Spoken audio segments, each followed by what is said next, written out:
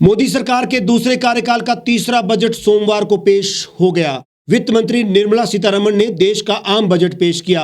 Budget पेश करने के बाद बतौर वित्त मंत्री निर्मला सीतारमण ने अपना तीसरा बजट भाषण दिया।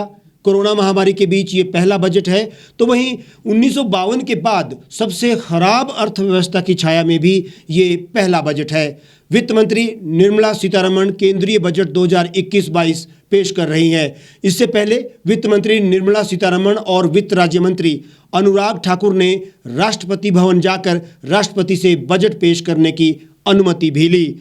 इसके बाद बजट में अर्थव्यवस्था को घाटे से उबारने के लिए कई अहम योजनाओं की घोषणाएं हुई, तो वहीं पेट्रोल डीजल सेस ने मध्यम वर्ग को सोचने पर मजबूर भी कर दिया है। हालांकि तर्क ये है कि सेस कंपनियां देंगी, लेकिन अंतिम तौर पर कंपनियां ये सेस ग्राहकों से ही वसूल करेगी। Honorable Speaker, the preparation of this budget was undertaken in circumstances like never before. We knew of calamities that have affected a country or a region within a country, but what we have endured with COVID-19 through 2020 is sui generis. When I presented the budget 2020-2021, we could not have imagined that a global economy already in throes of a slowdown would be pushed into an unprecedented contraction. We could not have also imagined then that our people, as those in other countries, would have to endure the loss of near and dear ones and suffer hardships brought about due to a health crisis. वित्त मंत्री निर्मला सीतारमण ने कहा कि इस बार का budget digital budget है। ये ऐसे वक्त में आ रहा है जब देश की जीडीपी लगातार 2 बार माइनस में चली गई है, लेकिन ये ग्लोबल इकोनॉमी के साथ ही ऐसा हुआ है। साल 2021 ऐतिहासिक साल होने जा रहा है। बजट में कई अहम घोषणाएं की गई। बजट में कहा गया कि जल जीवन मिशन और मिशन पोषण 2.0 की शुरुआत होगी। वित्त मंत्री निर्मला सीतारमण ने स्वच्छ भारत मिशन को आगे बढ़ाने का ऐलान किया। इसके तहत शहरों में अमृत योजना को आगे बढ़ाया जाएगा। इसके लिए 2,87,000 करोड़ रुपए जारी किए गए हैं। सीतारमण ने अपने बजट भाषण में आत्मनिर्भर भारत स्वच्छ भारत योजना का ऐलान किया। इसके लिए 64,180 करोड़ रुपए नई योजनाओं पर खर्च होंगे। In May 2020, the government announced the Atmanirbhar Bharat package to sustain the recovery. Further into the year, we also rolled out 2 more Atmanirbhar packages, 2 and 3. Total financial impact of all the Atmanirbhar Bharat packages, including measures taken by the RBI, was estimated to be about 27.1 lakh crores, which amounts to more than 13% of our GDP. Part A. In Part A, I wish to lay a vision for Atmanirbhar Bharat. Atmanirbhar Bharat or Atmanirbharta is not a new idea. Ancient India was largely self-reliant and equally a business epicenter of the world. Atmanirbhar Bharat is an expression of the 130 crore Indians who have full confidence in their capabilities and skills. We are already part of international groupings such as the G20 and the BRICS, the Coalition for Disaster Resilient Infrastructure and the International Solar Alliance are realities today due to India's efforts. The proposals in Part A will further strengthen the sankalp of nation first, doubling farmers' income, strong infrastructure, healthy India, good governance, opportunities for youth, education for all, women empowerment, and inclusive development, among others. Amrit Mahotsav of 2022, on the 75th year of our independence, they too resonate with the vision of Atmanirbharta. The budget proposals for 21-22 rest on 6 pillars: health and well-being, physical and financial capital and infrastructure, inclusive development for aspirational India, reinvigorating human capital, innovation and R&D, and as sixth, minimum government and maximum governance. I would like to say that the investment on health infrastructure in this budget has increased substantially. Progressively, as institutions absorb more, we shall commit more. Taking a holistic approach to health, we focus on strengthening three areas: preventive, curative, and well-being. Health systems. A new centrally sponsored scheme, PM Atmanirbhar Swasth Bharat Yojana, will be launched with an outlay of about 64,180 crores over 6 years. This will develop capacities of primary, secondary, and tertiary care health systems, strengthen existing national institutions, and create new institutions to cater to detection and cure of new and emerging diseases. This will be in addition to the National Health Mission. The main interventions under the scheme are: केंद्र सरकार द्वारा petrol और diesel पर कृषि cess लगाया गया है। Diesel पर 4 और पेट्रोल पर 2.5 रुपए सेस देना होगा। हालांकि कहा जा रहा है कि ये सेस कंपनियों को देना होगा और आम लोगों पर इसका कोई असर नहीं पड़ेगा। वहीं कॉपर और स्टील में ड्यूटी को घटाया गया है। सोने चांदी की कस्टम ड्यूटी को घटाया गया है। विदेश से कपड़ों का इंपोर्ट अब महंगा होगा। कॉटन पर 10% ड्यूटी बढ़ाई जाएगी। कुछ लेदर उत्पाद कस्टम ड्यूटी से बाहर कर दिए गए हैं। इनकम टैक्स के सेक्शन 80 EA के तहत अब छूट को 31 मार्च 2022 तक लिए गए लोन पर लागू किया जाएगा। इलेक्ट्रॉनिक सामान महंगा होगा। मोबाइल और उसके चार्जर भी महंगे होंगे। स्टील और लोहे उत्पाद सस्ते होंगे। मोबाइल उपकरण पर कस्टम ड्यूटी का 2.5% लगेगा। 75 साल से ज़्यादा वरिष्ठ नागरिकों को ITR भरने की आवश्यकता अब नहीं होगी। Relief to senior citizens. I begin my direct tax proposals by offering my pranam to our senior citizens. Many of them, despite having foregone several basic necessities of their own, have strived to build our nation.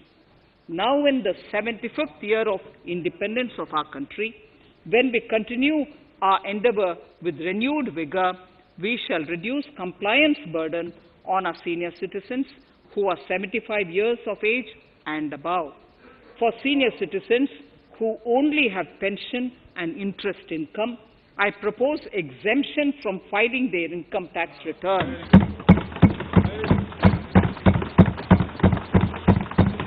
Affordable housing and rental housing. This government sees housing for all and affordable housing as priority areas. In July 2019 budget, I provided an additional deduction of interest amounting to 1.5 lakh for loan taken to purchase an affordable house. Custom duty rationalization. Our custom duty policy should have the twin objective of promoting domestic manufacturing and helping India get on to global value chain and export better.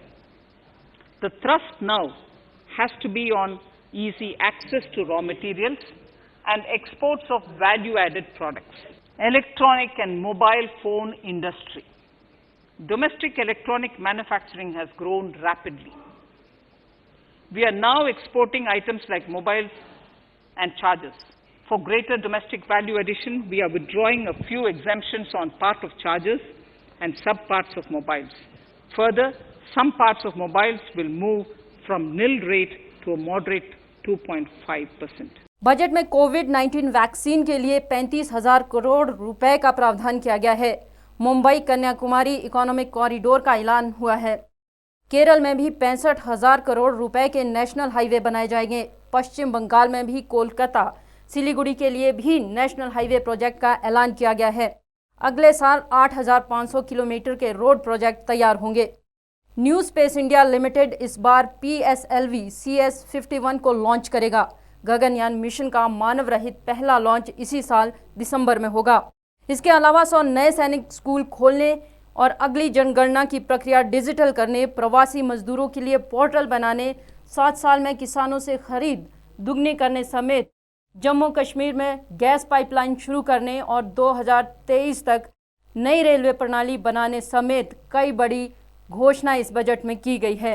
The national education policy announced recently has had good reception. 100 new Sainik schools will be set up in partnership with NGOs, private schools and states.